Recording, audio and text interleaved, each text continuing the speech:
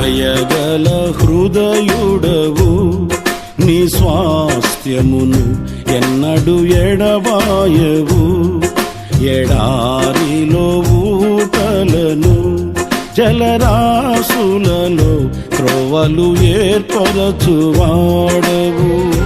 సర్వలోకము నీకు నమస్కరించి నిన్ను కొనియాడు. అంటే ఇష్టపడని వాళ్ళు ఎవరు ఉండరు.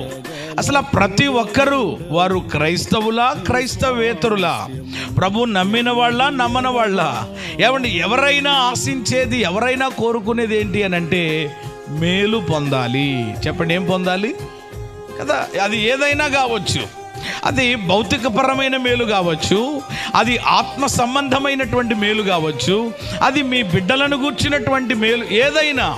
అంటే మేలు అని అంటే అందరికి ఇష్టమే. అలాగే నేను నమ్మి ప్రకటిస్తున్నటువంటి దేవుడు కూడా ఆయన మేలు చేయడం అని అంటే దేవుడికి చాలా ఇష్టమట.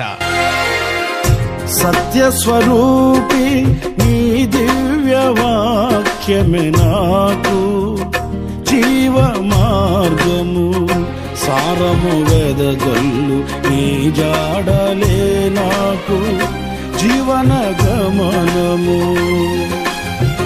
సత్యస్వరూపి నీ దివ్య వాక్యమే నాకు జీవ మార్గము, సారము వెదజల్లు నీ జాడలే నాకు జీవన గమనము. శ్రేష్టమైన ఉపదేశముతో జీవము కలిగిన సంగములో నింపుచున్నావు, దీవెనలతో నన్ను నడుపుచున్నావు సమృద్ధితో.